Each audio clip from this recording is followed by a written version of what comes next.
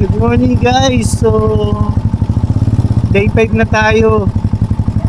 Kahapon, ito to ngayon, 8:14. So, naka 12 kilometers tayo kahapon. So, check natin ngayon. So, chinek ko kanina yung yung gas tank. Parang nasa 1.8 na lang. So, paubos na talaga. Isang na lang. Tagda ko isang ride na lang.